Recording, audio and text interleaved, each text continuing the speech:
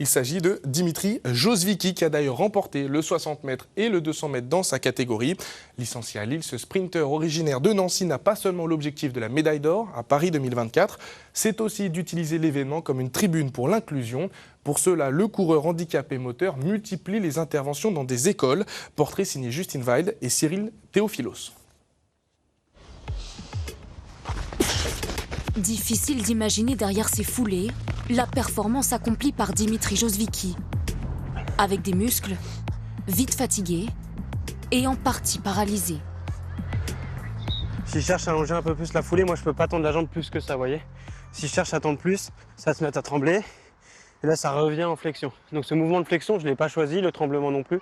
Et je ne peux pas gagner contre ça. Depuis sa naissance, cet athlète porte un handicap invisible, la tétraparésie. Régulièrement, ses bras et ses jambes se crispent. Chaque mouvement l'oblige à se concentrer. Pour moi, se relâcher, c'est un véritable effort mental. Il faut vraiment que j'y pense. Voilà. Et donc, le fait de répéter à l'entraînement, l'idée, c'est de faire croire à mon corps qu'il peut et qu'il sait le faire. La preuve, depuis 2 ans, le sprinter améliore ses records. Vice-champion d'Europe, 4e aux Jeux de Tokyo, au point d'espérer une nouvelle qualification pour Paris 2024. Des progrès permis aussi grâce à son employeur.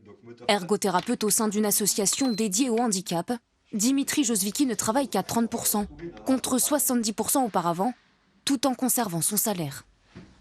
Quand je suis sur la piste en train de m'entraîner, je suis en train de réfléchir à comment je vais remplir mon frigo et mettre un toit sur ma tête. Ça soulage en fait de se dire, peu importe ce qui va se passer, j'ai les moyens logistiques et financiers d'aller chercher ma médaille. Frais médicaux, stages, compétitions, avec le soutien d'une dizaine de sponsors et mécènes, l'athlète vit enfin correctement. Une tranquillité d'esprit précieuse et du temps libre pour partager son rêve dans les écoles. Est-ce que vous savez du coup c'est quoi les Jeux paralympiques ? Ce jour-là, devant une classe de CM1, il sensibilise au handicap. Très vite, les enfants veulent tout aborder. Dès que vous tremblez, c'est fait exprès ou... Quand ça bouge, est-ce que tu sens et ça te fait mal? Vas-y. C'est dur de se réveiller et de courir tous les matins. Bonne question. Sensibiliser les plus jeunes, c'est forcément venir sensibiliser des futurs citoyens et citoyennes qui prendront un peu plus en compte ces questions de handicap et d'inclusion dans la société plus tard.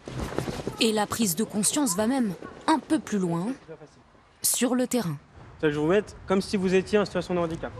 Il reproduit 2 handicaps, l'un avec des poids, l'autre visuel.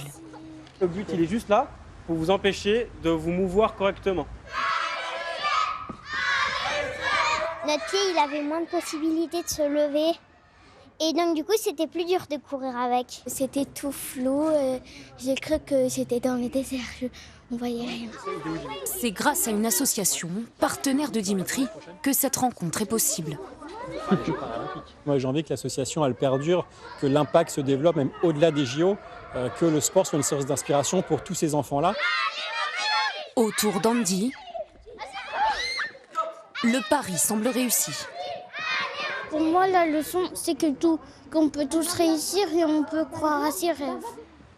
Encore quelques foulées pour se rapprocher de son objectif, décrocher une médaille à la maison devant un public conquis.